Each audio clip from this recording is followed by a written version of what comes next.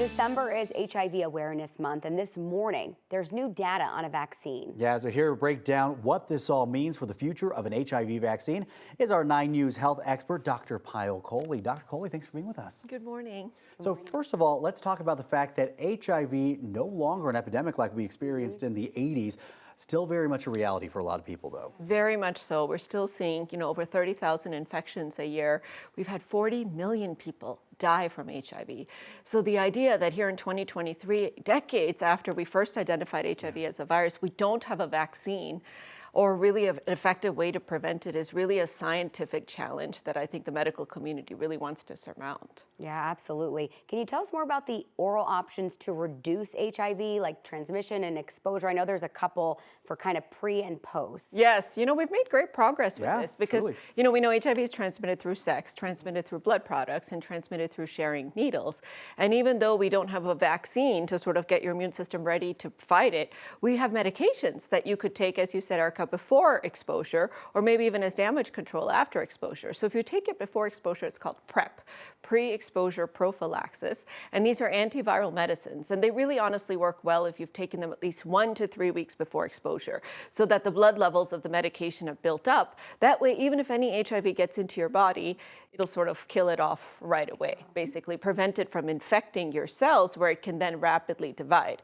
Now, there are ways that you can take the pre-exposure prophylaxis as needed. So some people might say, I don't have high-risk behaviors all the time, but I want to use the medication just when I'm doing something that might be high risk. You can sort of plan for that and take it a day before and then a few days after as well. And yeah, I was gonna say, we've seen these medications be game changers when it comes to anybody who has been exposed to HIV. Kind of, HIV, let's be honest, it used to be a death sentence back in the 80s.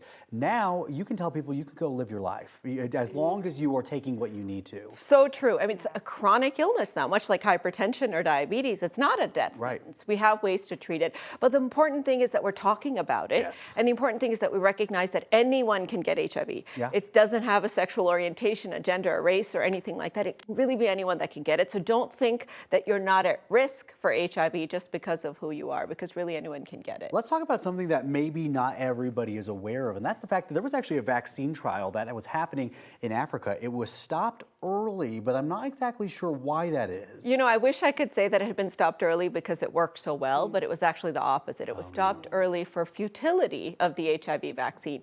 So this was about 1,500 people who had high-risk HIV behaviors, and interestingly, mostly women. About 87% were women. And they gave them 2 different types of HIV vaccines, which are DNA and protein vaccines, along with some of the oral regimens, to really try to understand what is the best way for us to think about reducing HIV transmission. And then the Data Safety Committee that looks at the data said that it's not working, and it's really time to pull it. What does that mean for maybe some progress with a vaccine for folks? A huge setback, unfortunately. And in the scientific community, we're sort of a little bit stuck when it comes to HIV. We haven't been able to design an effective vaccine. There's been over 250 vaccine trials so far.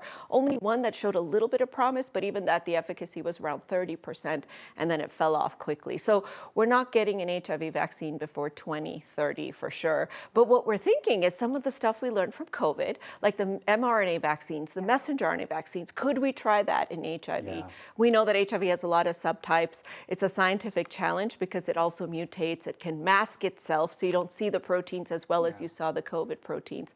But I'm hopeful that with more funding, that we will work on getting a vaccine. We're actually out of time, but I want to ask this a question because it's important. I apologize to our wonderful producer, Amanda. Who would you say should be taking some of this preventive medication that we talked about? Every single person that might be at risk for contracting HIV. So it doesn't matter if it's because of your sexual behaviors, because of your sexual orientation, because of your sharing needles, anyone who might be at risk. And if you don't know if you're at risk, talk to your doctor about it. If you get exposed to somebody or have intercourse with someone who might be positive, as soon as possible afterwards, if you can start that post-exposure prophylaxis, these are the most effective ways to protect yourself and still maintain the lifestyle that you want. I appreciate that. Thank you for answering that question. Thank you, Dr. Thank you so Kohli. much. All right, let's get you